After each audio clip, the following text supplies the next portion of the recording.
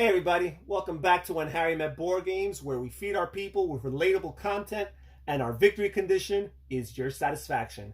Today we'll be going through a playthrough of Castles of Burgundy, and in particular a solo playthrough. You heard it right, a solo playthrough of Castles of Burgundy. And I cannot take credit for this solo variant. It is not my own invention. It's actually a variant, one of the many that I found on BGG, The user is Reika11182. I will be using his variant for this game. I have made some modifications. There are some additional things that the AI or the automata can do in his variant that I don't play with because, quite frankly, the automata ends up scoring too much points and I end up not only losing, but he makes like a lap around my score, a full lap around my score, and it's humiliating. So part of that is my problem. I'm not that good of a Castles of Burgundy player. So for my own purposes, I don't play with that. So if you're interested, you could check out his variant, a detailed explanation of his variant on BoardGameGeek.com. The user is Reika, R-A-I-K-A, 11182. And this is what Castles of Burgundy looks like set up. Some of you may have not played this game, so it might be helpful for you to see this video. Others may have played it, but did not know that there was a solo variant with an actual artificial intelligence. So this is the way the game starts. Each player has their own player board, which consists of their estate, onto which they will be plotting different tiles to build up different areas or different regions of their estates for victory points. Like many of Stefan Feld's games, this is a point salad game where you will be acquiring points in a plethora of ways. Each player starts with one tile already on the center of their board, and this is a castle tile. Also, we are playing on the basic side. These are double-sided boards, and there's a bunch of different configurations of the board that the game comes with. But this is basically the introductory or beginner player board that we will be using for the purposes of this video. Each player also starts with 3 different goods, which are generic goods. There's no name or thematic purpose to this. They just are different colors and numbers. You'll see later what those numbers mean. Each player also starts with 1 silverling. That is a currency that's used in the game to buy things. It's not necessarily victory points for you, but it allows you to do things that can acquire victory points for you. Also, each player is going to start with one of these worker tiles, which actually allows you to modify dice rolls, because there's going to be, as you can see, lots of dice rolling in this game, and sometimes the dice will not roll to your favor. So it'll be helpful to have these workers that help you mitigate that luck. Now, the start player actually gets 1 worker. Each subsequent player gets an additional worker. So in this case, the second player will get 2, even though these are pretty much irrelevant for the artificial intelligence player. And you'll see why shortly. All right, so that's pretty much what the startup board looks like. You have 2 dice in your own color. There's also a 3rd white neutral die, which I'll explain shortly what it does. Here you have the main board, which first of all has the different player markers here for score. This is the score track that goes around the board. Here also, you might not be able to see it, but there's a few spots here. This is the turn order track, where players will be making decisions throughout the game that advance them in the turn order track. And whoever's furthest advanced or highest on top of the other goes first. So for example, we might be on the same spot as we start the game, but the green player, is on top of the AI's player token. So I am first in turn order, but that might and very likely will be changing back and forth throughout the course of the game. We also, these good tiles that you saw we each have, we also shuffle 25 and separate them into 5 different stacks. And each of the 5 stacks represents 5 different phases of the game. Each phase consists of 5 individual rounds. So there are 25 rounds in this game. It's not necessarily a short game. And at the beginning of each phase, what you do is you flip over one of these tiles, these good tiles, into each of these spaces right here. And basically each of these spaces represent 1 round. All right. And then, as you can see around the board, you have a bunch of different depots, as the game calls it. And each of these depots have a different combination of tiles there. according to the player count. So for example, we're only playing 2 players, so we only fill the spots here that actually have the number 2 on it. If you were playing with 3 players, you would fill the spots that have the number 3 on it, and if you were playing 4 players, so on and so forth. You also have the black market here, which again, you just fill the spots accordingly to the player count. And these are additional tiles that we can get. Now, the depots have a dice number next to them, indicating the fact that the only way to acquire those tiles in those spots is by rolling the corresponding dice number. However, the black market here is not acquired through the rolling of dice. Instead, it is acquired through purchase. You need to use money. Every time you want to go to the black market, which you could do on every turn if you want, on each of your turns, you need to play 2 silverlings to acquire 1 tile from the black market. However, early on in the game, each player only has 1 silverling, so that's not something that's going to happen anytime soon. And this is pretty much what the player board consists of. So now let's start this actual game here. And I'm going to roll these dice right here. I've got the neutral dice. The starting player always rolls the neutral dice. You roll the dice, and first of all, you look at the white dice, the neutral dice, and it says 5. And what that means is you take the good corresponding to the round that you are in. This will always indicate and remind you what round you are in the current phase. And you place this good tile on the depot space allotted to the number that you just rolled on the white die, which in this case is the 5. So this is where this good will go. Then players will set aside their dice. Now, normally in a multiplayer game, what happens is each player rolls their dice and no player takes their actions until all players have rolled their dice. So you have that foreknowledge of what other players have rolled, and that might affect your decisions. In this solo variant, you'll see that our decisions are kind of not related necessarily to the opponent, because if we knew what they would do, it would be too much of an advantage for the human player. So they're actually not going to roll their dice until after we take our action. So I'm going to take my actions, and basically there are 4 things I could do with my turn. If I don't like what I have or what is available for me, I could just turn in each of these 2 dice represent 2 actions I could take. I have 4 options as to what I could do with those 2 dice. I could just turn in one of these dice to get 2 of these worker tiles. And again, these worker tiles allow you to modify dice rolls by 1. So you could either add 1 or subtract 1 to your dice roll. And if you rolled a 6 or a 1, that modification can be rolled over. So you can turn a 1 into a 6 and a 6 into a 1. So that's one of the 2 things you could do with your turn. Also, another thing that you could do with your turn is you can sell goods. And you would look at the 3 goods. You can never have more than 3 goods of 3 different types of goods at a time. You could have multiples of these 3 goods.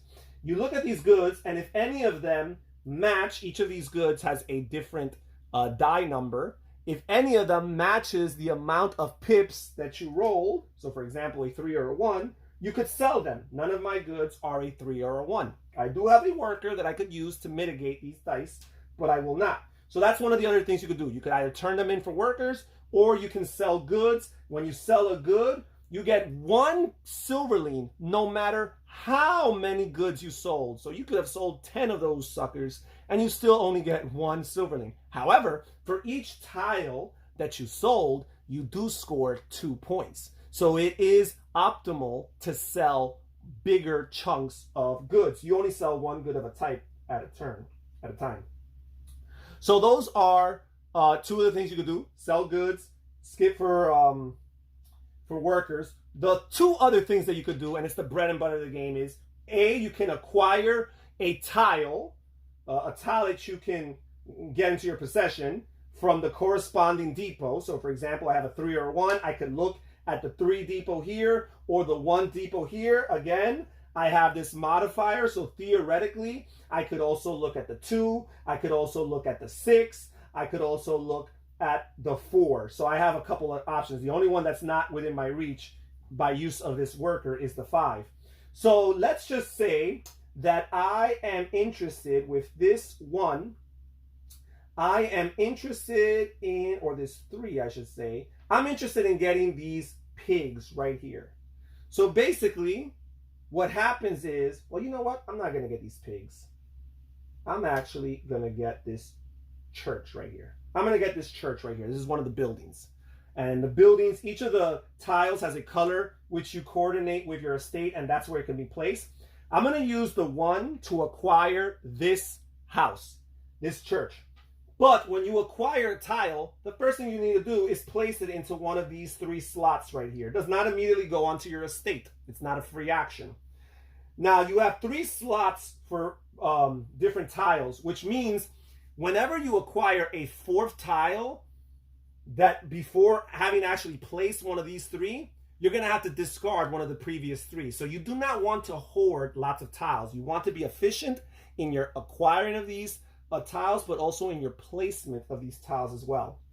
Which what I'm actually going to do is I'm going to use my 3 to place this church right here. And whenever you place a tile, it has to be adjacent to already existent tiles. So that's a challenge of the game, because sometimes you're going to have a tile that you're really going to want to place somewhere, but you cannot because it's not adjacent. The numbers that you rolled are not adjacent to the spaces where you already have a presence. So those are my 2 turns. That's the thing I did with the 3. I used the 3 to place this tile on this spot that has the 3 die on it. So those are the 4 things you could do with your actions. You have 2 actions and you have 4 choices. 1, turn them in for workers. 2, sell goods, score points and gain silverlings. 3, acquire a tile from one of the corresponding depots. And 4, place them onto your estate on a spot that matches the number of the die that you turned in for that action. So those are my 2 actions. Now, what we do for the AI player is we grab his 2 dice and we roll them 1 at a time. And the first roll, right here, a 1, determines which depot the AI will be acquiring a resource from. And normally, we roll a second die to determine which specific tile they'll be drawing. So if you roll from 1 to 3, that will be indicative of either the leftmost tile on a depot, or in the case of these depots on the side, the topmost tile. However, in this case, where he rolled a 1, and I've already taken this tile, the player, the AI, will just grab the only tile that's available. Now, in the unforeseen possibility that both tiles are unavailable for the AI, it will be a dud turn where they will get no tiles. But there's no need to feel sorry for the AI, because as soon as they acquire a tile, they automatically get to place it onto their estate for free. Now, with the AI's board, preferably you follow the rules of adjacency. So you place them adjacent to something that's already existing. However, if you've acquired a tile that for whatever reason cannot be placed adjacent to other tiles on the AI's board, then the AI gets a freebie and it gets to place that tile anywhere else that's optimal. Another thing, when placing the tiles on the AI player, you're always looking for optimization and scoring, because in this game, one of the ways you score is by completing regions. And a region is a set of contiguous tiles of the same terrain type or the same color. And whenever you complete one of those regions, you're going to score a certain amount of points based on the size of the region and based on what phase you are in the game. So the AI player is going to be looking for those quick scores. If they can just place one tile, for example, that will complete a region and score a point, they're going to go for that. If they can place the third tile in a region of 3 spots that's going to score them a point, they're going to go for that. Now, in this case, there is no region that's going to be completed. So we're just going to place it right here to the left of the player's castle. And now, because they placed down a ship, what happens with the ship is that allows the player that placed that tile to advance 1 spot in the player order track. So now the AI has passed me in turn order, and it will be the first player going forward into the next turn. Also, usually what happens when you play a ship is the player who plays a ship gets to grab as many tiles as they want from any one depot of their choice. However, they could only grab the tiles that they can accommodate on their player board. Because remember, again, you can only hold on to 3 different types of goods at a time. So if you do not have space for all those goods, you're going to have to leave a few of those behind and gain the ones that you want. Now, the interesting thing about the AI is, again, they can grab all the tiles they want from any one depot, and they are not limited to any spatial, confinement or spatial limitations. They can do whatever they want. They have free reign. So they grab all the tiles from one spot, and not only that, they score them immediately along with any other good tiles that they might have. So in the first turn, they get to turn in all the tiles that they have along with the one they just acquired. And again, these 4 tiles are going to give them only 1 silverling, but because there's 4 tiles and they're going to score 2 points apiece, it's going to give them their first 8 points of the game. So just like that, the AI is off to a really good lead. Also, because they scored 2 points, they could always have the chance of buying a good or here on the market. Now, the way I play, the way that Reika 11182 suggests to play is that starting from rounds 2 through 5, the AI gets a free tile from the Black Depot and places it straight on their board. I don't play with that because that's just too many free tiles for the AI, and it's been my experience that once they get that many tiles, I personally have no chance of competing. So as far as the black market is concerned, I don't even mess with that with the AI. The AI is going to be building lots of free tiles as the game goes by and already has a very good chance of beating me. So that's pretty much it. We're done with the round, and every time the round is done, basically what happens is you clear all the tiles except for the 3 tiles that are basically static. They always stay the same. You have your castle tiles, you have your mine tiles, and you have your ship tiles. These all stay the same, so you do not clear them. You just replace any of those that have already been acquired, but you do clear all the tiles from the black market. You clear all your building tiles that were not built, that were not acquired.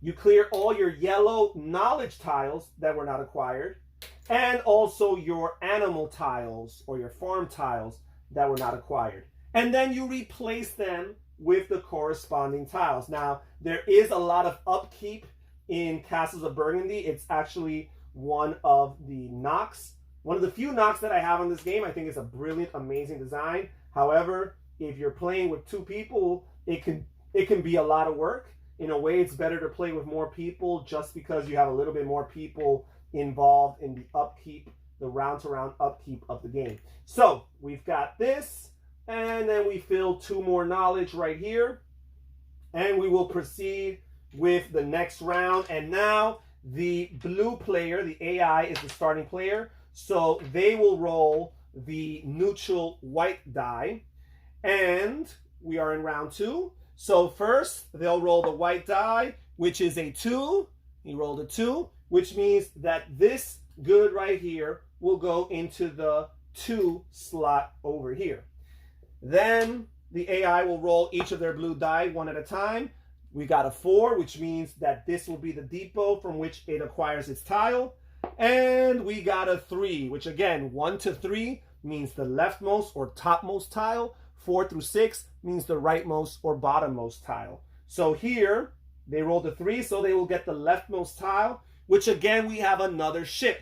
So again, I'm not going to place it here because with the AI, you're always looking for optimization of the completion of a region. So by placing it right here, there's only 1 more spot before it completes this region, which it will score. So because he placed the ship, he advances 1 spot in the player order track. Again, he grabs any goods or as many goods from any one slot. He'll grab it from this one right here. He sells it immediately.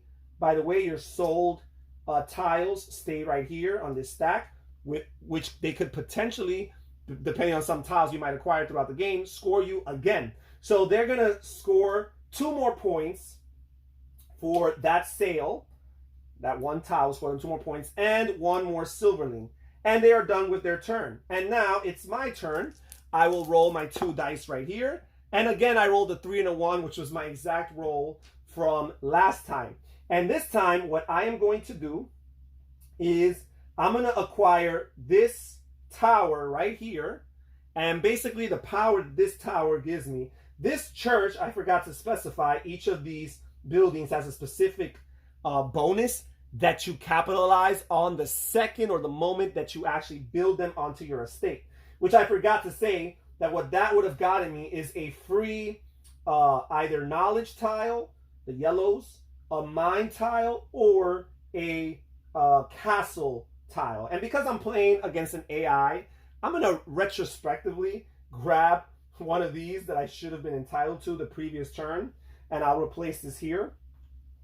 But as for this turn, I'm building this tower, and basically this tower is very simple. This tower gives you 4 points at the end of the game for each tower. A very important rule when it comes to placement is you can never have 2 of the same buildings in the same city. And the cities are basically each region, each of these brown-shaped regions represents a different city, right? So you can have the same building in other cities in your estate, but not in the same city. However, the AI does get to totally disregard that rule as far as building duplicates of buildings in the same city. They have free reign as far as that is concerned. So I'm going to use my 3 to acquire this tower here, and I'm going to use my 1 to place it right here next to this church. And I am done with my turn. And just like that, we clear all of these tiles once again. We clear all of these tiles and we replace them. Okay. And this is definitely the boring part of Castles of Burgundy, the maintenance here. So we replace them with a few more tiles right here. Okay. Replace the different buildings. And luckily for me, I'm not a neat freak or OCD about this.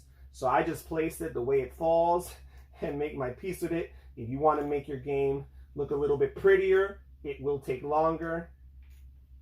Depends on how patient the people you're playing with. I am playing solo, but for the sake of the viewers of this video, try to speed it up. All right, so we move on to the next round. And this guy, the AI, is still the starting player. So they'll roll each of their dice one at a time. First, the white die right here. They've got a 6 right here, which means that this tile will go into the 6 slot right here. They will roll one of these at a time. 1. So they're going to grab from depot number 1. And they rolled a 5, which means they're going to grab the rightmost or bottommost card, in this case the rightmost. And guess what? They're getting another ship. It's destiny. It's fate for them. And they place their ship here, which first of all allows them to advance in the player track. It allows them to grab this good, and again in the solo variant, immediately score it for 1 more silverling and 2 more points. And these silverlings do count for something for the AI. They do count towards their final score. So do keep that in mind.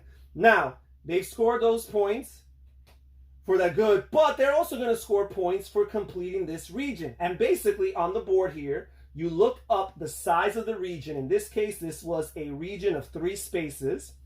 And a region of 3 spaces scores you 6 points, no matter what round you're in or what phase you're in. However, you go over here on the phase track, and underneath each of these phases is a number that goes in descending order. So here we have a 10, an 8, a 6, a 4, and 2. These are the points you score for completing a region within those respective phases. So the game actually rewards you for completing regions early on. As the game progresses, you're going to have diminishing returns on your completed regions. However, it's very likely that you'll be completing bigger regions later on in the game, so it might balance out in that sense as well. So the player has completed a region of 3, which gives them 6 points, plus in phase A an additional 10. That is 16 points. They were at 12. 16 puts them all the way to 28. So as you can see, again, this is me disregarding some of the rules from this variant, and I'm still getting crushed so far by this AI player, but I do expect to mount a comeback shortly. So here we go. I will roll my 2 dice. I rolled a 4 and a 2. And this is where I got to start thinking because I really am falling behind. I do have this church here. However, I cannot place it on this turn, and I'm not really too interested in the church. I'm not really too interested in it. So what I'm going to do, let's see. There's this cow over here. That looks really good. However, I only have one worker, which would make it really, really hard to get that cow. So what I'm going to do is I'm going to turn in, This is really, really hard. What can I do to optimize my situation? The 2 here. There's this knowledge tile. This would give me, I could pay 2 coins to buy from any depot. That's a pretty interesting power to have. Let's see. What else can I do? That's the 2 spot. This is the 4 spot. Not too many good things here. You know what? I'm going to turn in one of my dice. Which one will I turn in? I will turn in the 2 to acquire 2 more workers. I need some mitigation here. And then I will turn in those 2 workers to turn the 4 into a 6. And with that 6, I'm going to acquire these cows. Because I think these cows are going to be very helpful for me. Because the way you score for animals is whenever you place this down on your estate, you're going to score for each animal that's on this tile here. And there's 4 cows here. And 4 is as many as you will ever see on a tile. They range from 1 through 4. But not only that, every time you place a animal tile on the same region, if it has the same animal types within that region, not only do you score those points for that particular tile, but you score all the animals of that same type that are in that region that you've already scored in the past. So I'm going to be scoring these 4 over and over and over again every time I place an additional cow tile into the same region. And I cannot get there just yet because remember, you have to follow the rules of adjacency. I could get here, but I don't know if I want to waste it on that one, even though I would complete a quick region. We'll see as the game progresses. I might end up deciding that. But for now, I'm just going to acquire the tile and set it aside here. And that's pretty much it. And then again, you clear up the tiles and you replace the tiles and you go at it again and again. It's an interesting game. That's pretty much the gist of the game. Again, you go through 25 rounds of this. This is a pretty long game. You might be able to get this game done in about an hour and 20, an hour and a half once you've become familiarized with the rules. And that's at 2 players. At more players, the game length can increase. And this is a nice, neat solo variant, you know, for people who likes Castles of Burgundy, but may not always find the people to play with. It is a longer game, and people may not want to always play it, but you might have your fix that you need for Castles of Burgundy. I know that's the way I feel. This is a game I was playing with a couple people, and due to the circumstances, don't play it as much as I was playing it before. So it's a nice and neat variant that allows you to recreate the mechanisms and the gameplay. However, you do need to be ready to lose quite often, especially if you play with all the rules on the variant as it reads on the BGG forums. So that's pretty much it. I hope you guys liked it. If you're a fan of Castles of Burgundy, if you've never seen this game, check out some 2-player playthroughs of this game to get a better idea of how the actual 2-player experience is. But thank you so much. Just please hit the like button down below. Subscribe to our channel if you're interested in some more, content related to board games. Thank you so much for taking the time just to watch this video. This is Harry from When Harry Met Board Games saying take care, everybody, and I'll see you later. Bye-bye.